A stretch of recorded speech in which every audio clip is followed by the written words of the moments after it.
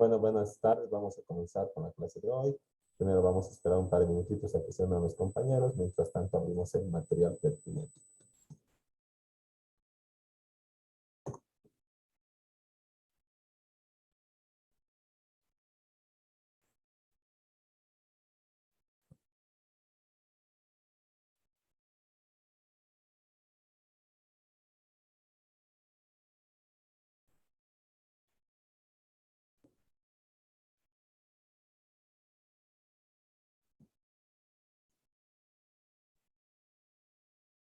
Bueno, buenas tardes. Vamos a comenzar con la clase de hoy. Primero vamos a aguardar un minutito más. Mientras tanto, ponen su nombre en el chat grupal y así podemos iniciar.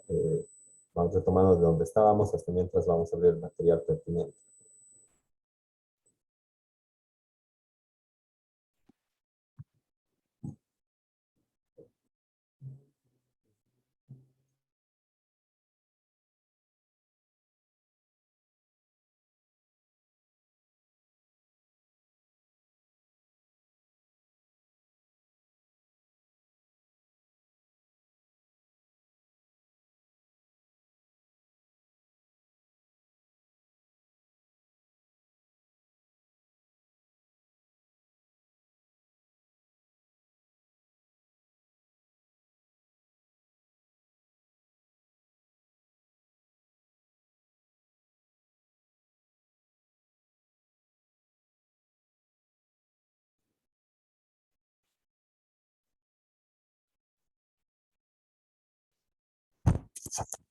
Bueno, entonces vamos a retomar donde nos hemos quedado, ¿no? Estábamos viendo un poco la parte introductoria de lo que es las entidades de intermediación financiera que participan en el sistema financiero de corte privado acá en el Estado Plurinacional de Bolivia, ¿no? Al efecto habíamos revisado nuestra ley 393, ¿no? Y habíamos visto que en sus artículos 215 al 222 se norma las características generales, o se da los lineamientos generales para las entidades de intermediación financiera privadas, ¿no? Entre ellos el número de fundadores, que como habíamos visto, difiere de lo establecido en el Código de Comercio, ¿verdad? Que tiene que cumplirse solamente en lo aplicable, ¿no? Como norma de derecho privado a seguir por los diferentes tipos societarios que van a conformar las entidades de intermediación financiera, pero en definitiva, ¿verdad? Se debe aplicar la ley especial sobre la ley general y en este caso la ley especial es la número 393, ¿no? Y desde ese punto de vista no se puede crear una entidad de intermediación financiera con base en una sociedad que tenga, por ejemplo, 2, 3 o 4 socios, ¿verdad? La ley 393 exige en su artículo 215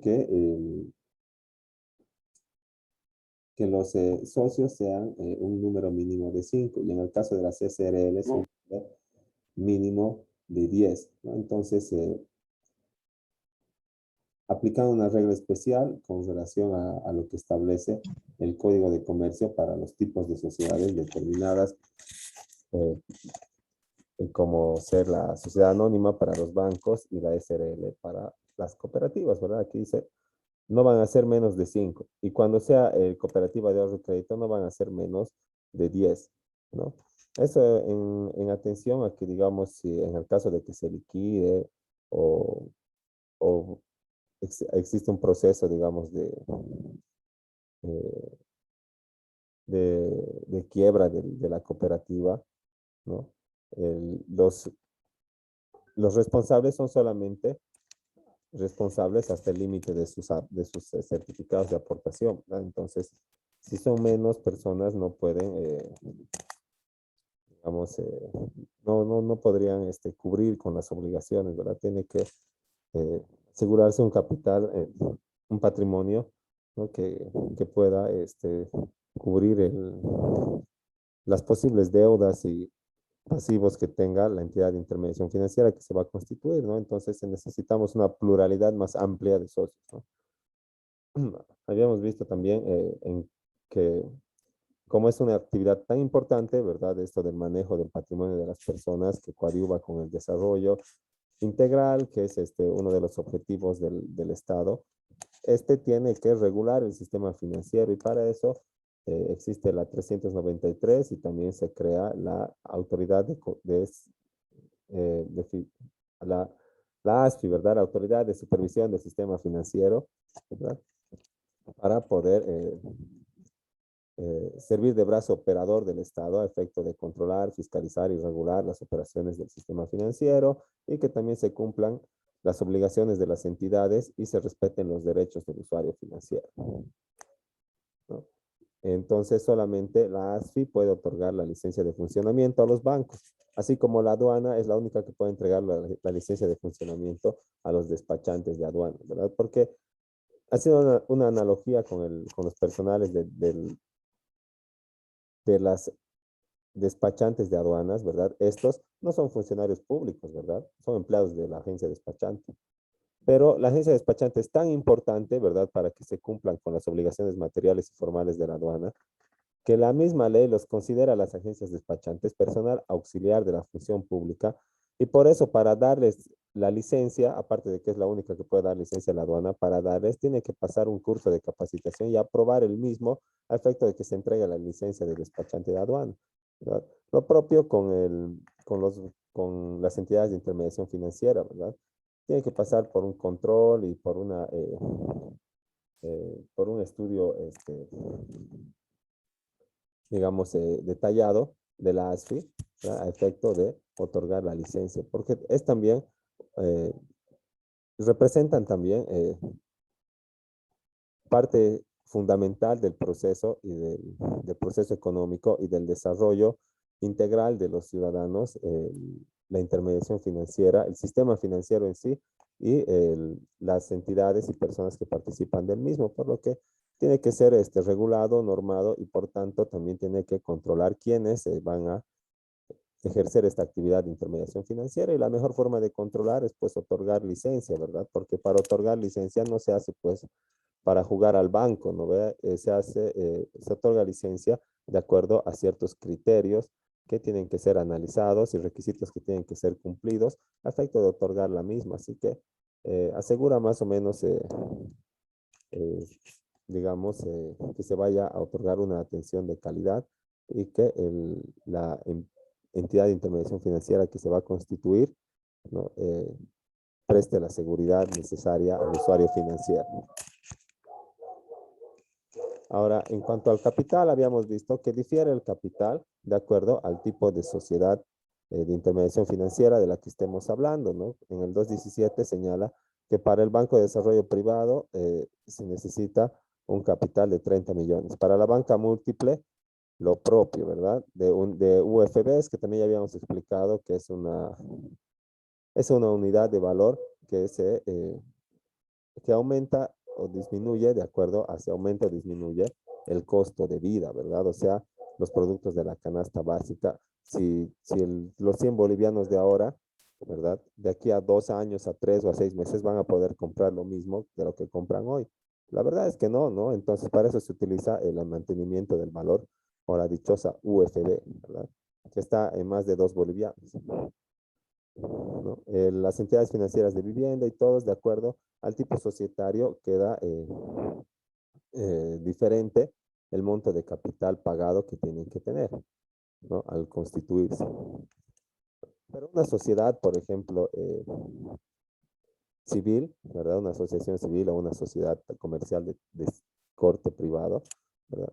Puede declarar un capital y decir, por ejemplo, el capital va a ser de 500,000 bolivianos, a la fecha solo existen 20,000 o 10,000, ¿verdad? Y el restante, y los restantes 480,000 serán completados y constituidos en el transcurso de 2 o 3 años o 4 años, mientras la sociedad o la asociación vaya desarrollando la actividad pertinente, ¿no? Entonces, esto no puede suceder cuando estamos hablando de entidades de intermediación financiera, ¿verdad? Ese capital pagado tiene que estar ahí, ¿no? Luego está el de las cooperativas y así podemos ver que no es una norma rígida ni digamos, universal para las entidades de intermediación financiera, sino que de acuerdo al tipo que constituyas va a variar el capital mínimo que necesitan constituir. Ahora, el capital no solo está conformado de dinero, ¿verdad? Hay que ser también puntuales en aquello. Si nos vamos al Código de Comercio, ¿con qué puede aportar una persona al momento de, de constituir una sociedad? Puede aportar con bienes, ¿verdad? Yo puedo poner el mobiliario, las computadoras, tú pones los escritorios, el otro pone la casa, otros cuantos ponen el capital, o sea, monetario mismo, ¿verdad? Bueno, y otro pone el intelecto, experiencia, ideas, ¿verdad? Es válido. Entonces, el, no solamente tiene que estar representado en moneda, ¿verdad?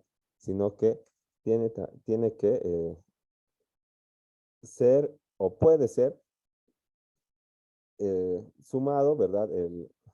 Lo monetario más todo aquel bien o efecto que sea susceptible de ser valuado en que sea susceptible de ser valuado en efectivo, o sea, que tenga un valor monetario, ¿verdad?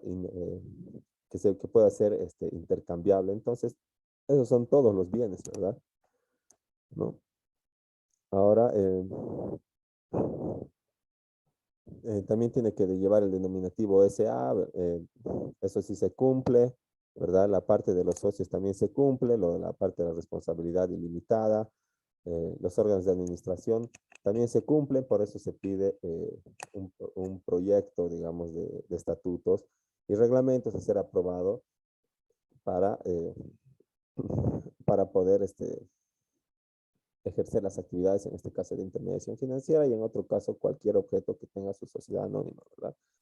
Y bueno, es entre las características principales, ¿no? De las privadas, que como ya sabemos, hay que cumplir con carácter supletorio. Siempre que no se pronuncia al respecto, la 393, recurrimos al Código de Comercio, ¿no? Luego están las modificaciones, que tienen que ser por escritura pública, la apertura, y claro que tiene que ser por modificación, la modificación por escritura pública, porque al momento de constituirse el capital mínimo, ¿verdad? Al momento de hacer la constitución, fundación, nombramiento de directorio, elección de representantes y otorgación del poder de la sociedad que está proyectada para ser una entidad de intermediación financiera, todo esto se ha constituido mediante una escritura pública, ¿verdad? Y si vas a modificar el capital que está transcrito en una escritura pública, pues necesitas otra escritura pública, ¿verdad? Porque todos saben que solo un documento de la misma clase puede modificar otro, ¿no? Si tengo un contrato privado y quiero modificar, quiero hacer una aclaración, pues con un contrato privado, ¿verdad? Si tengo un reconocimiento de firmas, con un reconocimiento de firmas. Si tengo un pronunciamiento judicial, con otro pronunciamiento judicial. Lo propio, si tengo un testimonio de escritura pública, se modifica con otro testimonio de escritura pública, ¿verdad? Y si quiero modificar una ley, tiene que modificarse con otra ley, ¿no? Entonces, por eso, bueno, uno de los motivos por los que la modificación al capital mínimo se realiza mediante escritura pública. Luego está la apertura de oficinas, que también tenía que ser o tiene que ser regulado y autorizado por la ASFI, ¿no? De acuerdo a criterios también técnicos. Después las fusiones y absorciones que ya habíamos hablado, ¿verdad? El caso del Videsa con el mercantil el Banco Los Andes Procredit con el mercantil como ejemplos que tenemos en nuestro medio, ¿no? Luego un poco se tocaba del capital extranjero, ¿verdad? Que si uno quiere desarrollar siendo extranjero las actividades de intermediación financiera en el Estado Plurinacional de Bolivia, pues tiene que cumplir con las normas que establece el Estado Plurinacional de Bolivia. Como ejemplo, podemos señalar que si yo tengo un banco en el extranjero, soy un multimillonario y tengo mi banco como empresa unipersonal o como persona natural, y bien está funcionando en varios países, no puedo venir a Bolivia y querer constituir mi banco, ¿verdad? O una sucursal del mismo. Cuando yo tengo ese tipo societario, lo primero que tengo que hacer es acomodarme a la norma vigente dentro del Estado Plurinacional de Bolivia. Vale decir el Código de Comercio, la Ley 393, el, la Ley 713 del impuesto a las transacciones financieras y toda la norma conexa y aplicable al sistema financiero. ¿no? Entonces,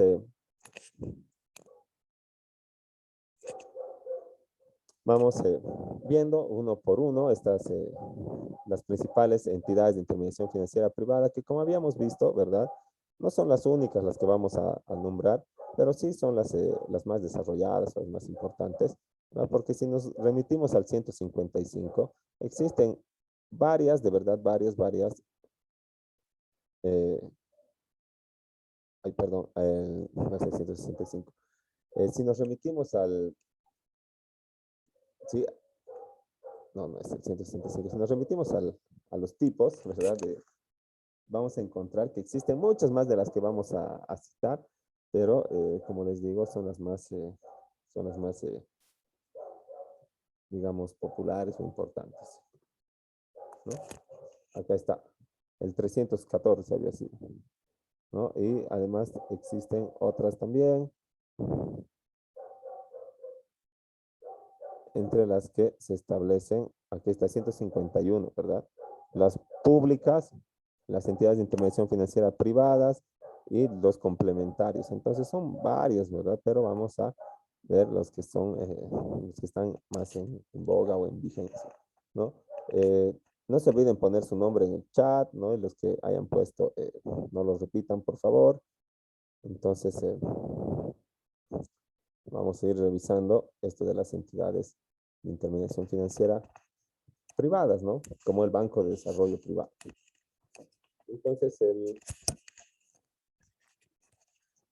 este Banco de Desarrollo Privado, lo vamos a ver antes de la banca múltiple, que es el más popular, o el que tiene más, más sociedades prestando servicio. Es un banco que, si bien pertenece al capital privado, ¿verdad?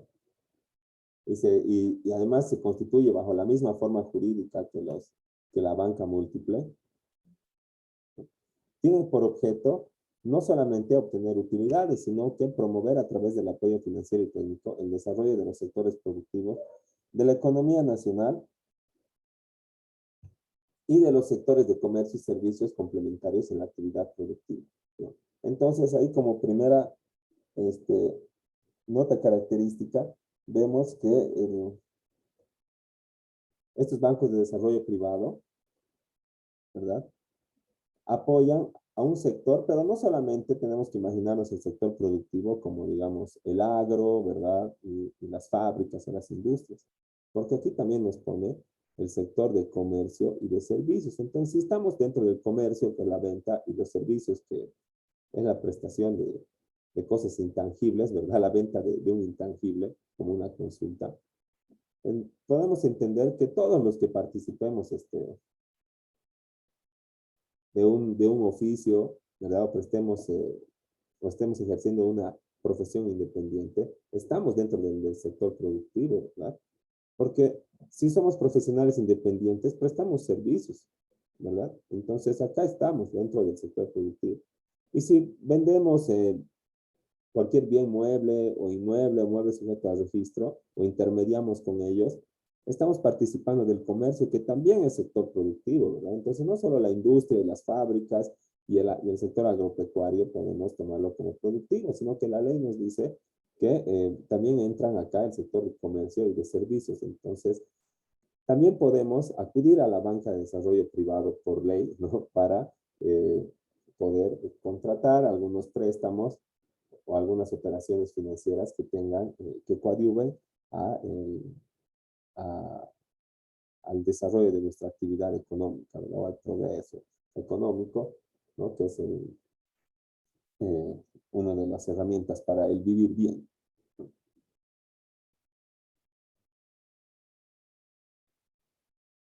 Ahora, estas entidades de intermediación financiera privadas, que se llaman Banco de Desarrollo Productivo Privado, ¿no? Estamos hablando del BDP-SAM, que es el público, realiza las operaciones financieras de intermediación financiera con estos sectores en especial, ¿verdad? El productivo, comercio y servicios. Y estas entidades, ¿verdad? Tienen que ser previamente autorizadas, o sea, elegidas por la ASFI, como ya habíamos visto, ¿no? y está facultado para realizar operaciones pasivas, activas y otros de servicios, ¿verdad?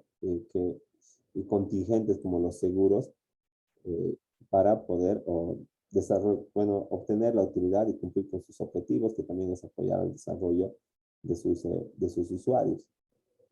Entonces, pero esto lo hace sin perder de vista el objetivo de obtener utilidad, ¿no? Porque no olvidemos que todavía seguimos siendo una entidad de intermediación financiera privada, ¿verdad? De corte privado. No somos buenos samaritanos, ni presentamos presupuesto para obtener recursos del Estado, como para estar trabajando, ¿verdad? Sin el objetivo de obtener utilidad, ¿no? No podríamos llamarnos una sociedad comercial, una sociedad, ¿no? Pero el Banco de Desarrollo Productivo tiene esa característica de estar dirigido a estos sectores en especial, ¿verdad? Pero, una vez más, tiene el objetivo también de obtener utilidad, entre los principales, ¿verdad? El principal es obtener utilidad, pero también tiene que promover a través del apoyo financiero y técnico el desarrollo de sectores productivos, ¿no? Y el apoyo financiero está bien entendido, ¿verdad? Hacer operaciones practicando la intermediación financiera, ¿no? Pero cuando hablamos de apoyo técnico, ¿de qué estamos hablando? ¿No? Me aconseja cómo usar mi plata, el banco que me presta, el Banco de Desarrollo, digamos. Me dice, no, así tienes que gastar, ¿sí? No compres lo que quieres comprar, comprar de este otro lado porque es más barato, ¿no? Bueno, el personal del banco no se ocupa de esas cosas personales, ¿verdad? El apoyo técnico se traduce, digamos, en asesoramiento y en el asesoramiento para poder, digamos, ser sujeto del préstamo, ¿no? Y otro apoyo técnico se realiza mediante algunos contratos, como el contrato de fideicomiso, el contrato de arrendamiento o de leasing financiero, que vamos a ver sus partes esenciales de cada uno y cómo se diferencian, ¿no? Porque a veces cuando estamos hablando de esta clase de contratos que son característicos de las entidades de intermediación financiera, a veces los confundimos y los utilizamos como sinónimos, pero el arrendamiento financiero o leasing, ¿verdad?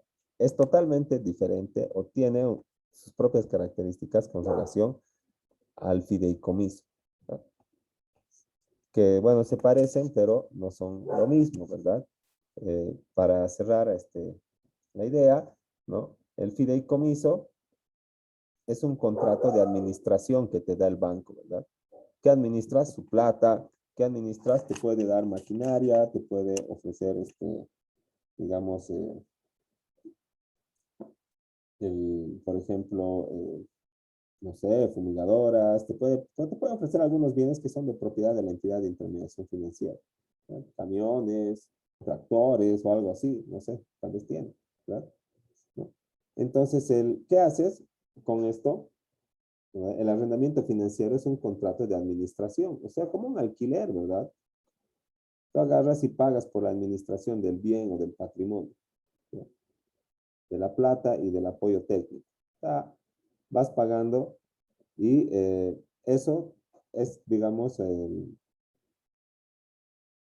más que para obtener más utilidad, eso es para asegurar el pago de las operaciones de intermediación financiera.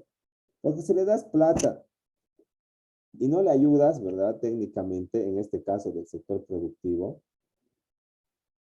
tal vez fracase el negocio, ¿verdad? Tal vez no es un buen inversionista, tal vez eh,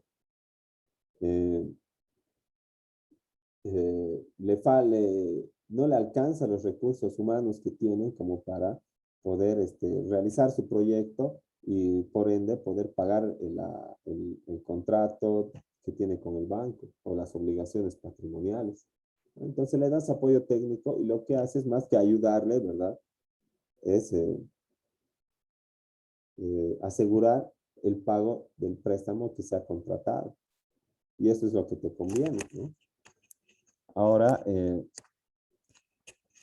este arrendamiento o leasing financiero, obviamente se contrata bajo ciertos términos, ¿verdad?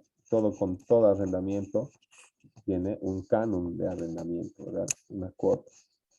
Ahora, hemos dicho que el canon o el arrendamiento financiero o leasing financiero no es lo mismo que el fideicomiso, ¿verdad? Que también es un contrato de administración, pero lo diferencial es que en el fideicomiso tú administras el bien igual que en el arrendamiento financiero, pero al final del contrato, en el fideicomiso vas a agarrar el bien y se lo vas a devolver al dueño. Y tú vas a ser el dueño de las utilidades que hayas podido generar con la utilización de ese patrimonio. O en su caso, si el contrato así lo dice, vas a entregar las utilidades a una persona que se llama beneficiario. ¿Ya? Y ahí murió el contrato, todo el fideicomiso, la administración del bien ajeno, todo aquello. Pero cuando hablamos del arrendamiento financiero o leasing, estamos hablando de un contrato de administración, ¿verdad? Que tiene un tiempo determinado. Pero cuando pasa ese tiempo determinado en el contrato, y ahí viene lo diferente, ¿verdad?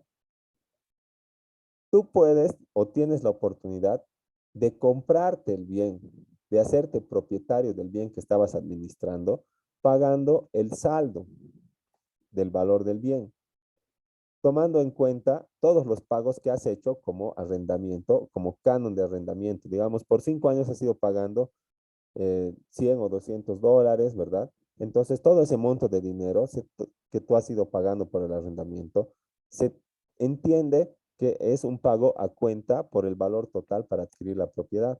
Y cuando llega el fin del tiempo del contrato de arrendamiento financiero, tú tienes esa posibilidad de comprártelo, el bien, o de adquirirlo, ¿no? Pero si no tienes dinero, ¿verdad? Si no te alcanza para cumplir con esa última parte del contrato y aportar el saldo, no pasa nada, ¿verdad? No tienes multa, pero esa plata que tú has pagado en esos 5 años se va a tomar como pago por el alquiler, por la administración del bien y el banco no te va a deber nada, ¿no? Entonces, eh, el leasing o arrendamiento financiero es un contrato de administración con una opción de compra al final. Y el fideicomiso es un contrato de administración, pero sin opción de compra al final, ¿verdad? Entonces, cuando veamos en las entidades de intermediación financiera privadas que ofrecen esta clase de servicios, estamos hablando de esos tipos de contrato con esas características, que seguramente tal vez ya lo han visto en la materia de derecho civil de contratos, ¿no? Pero está bueno también hacer recuerdo o memoria un poco aplicado aquí más a las entidades de intermediación financiera, ¿no? Y bueno, dice, son sujetos elegibles para efectuar operaciones financieras. Las personas naturales o jurídicas que cumplan con los requisitos exigidos por la normativa interna y reglamentos de la ASI, ¿no? Dice que el Banco de Desarrollo Productivo, entre su normativa específica, señala que tiene que constituirse bajo el tipo societario de una sociedad anónima, ¿verdad? Y como hemos visto, también no puede haber una entidad de intermediación financiera con menos de 5 socios en el caso de la banca. Entonces, necesitamos realizar o constituir una sociedad, ¿verdad? Por lo que, bueno, aquí estaría un poquito equivocada nuestra diapositiva, porque no podrían ser personas naturales, ¿verdad? Porque no estamos actuando como una individualidad, ¿no? Sino que estamos actuando como una pluralidad, como una ficción jurídica, ¿verdad? Que nos representa a todos lo que es la personería jurídica, ¿no? Entonces tienen que ser solo personas jurídicas, porque así lo manda la ley, que cumplan con los requisitos exigidos por la normativa interna y reglamentos de la ASI, ¿no? Ahora, si estamos hablando de las personas naturales que conforman o que fundan la persona jurídica, ¿verdad? Claro que tienen que ser estos los que cumplan la normativa interna y los reglamentos, pero no a nombre personal, ¿verdad? No como Eric Torrico y Carlos Alarcón y Sergio no sé qué, ¿verdad? Así con nuestras 3 firmas, sino como Banco Fácil, Sociedad Anónima, ¿verdad? Entonces no estamos actuando como personas naturales, sino como jurídicas nada más. Ahora, se encuentran obviamente regulados por nuestra ley de servicios financieros, ¿no? De los artículos 223 al 229, que más o menos hablan de lo que estábamos tratando ahorita, ¿no? Pero lo estábamos haciendo de manera más resumida, ¿no? Vamos a ir viendo si hemos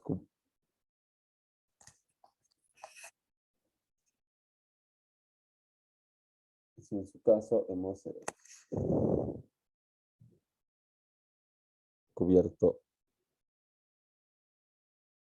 todo, ¿no? Aquí está, este es el marco normativo del Banco de Desarrollo Productivo Privado en su constitución, ¿verdad? Tiene que ser sociedad anónima, como ya habíamos visto.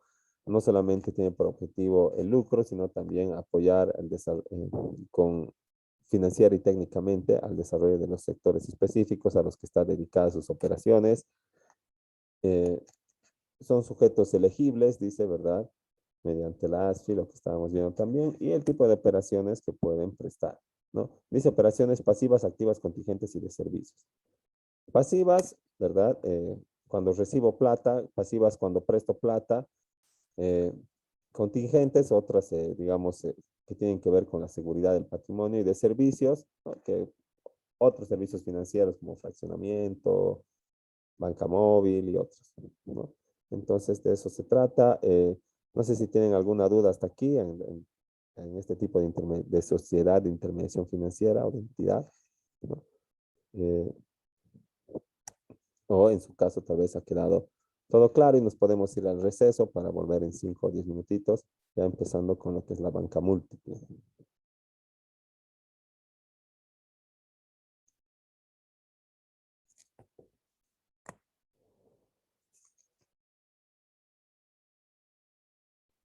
Bueno, si no hay dudas o comentarios, voy a tomarlo como que está eh, bien, el silencio es positivo en el derecho, ¿verdad? Entonces vamos a quedar ahí y en 5 minutitos les comparto de nuevo el enlace para hacer esta parte de la banca múltiple. Hasta luego.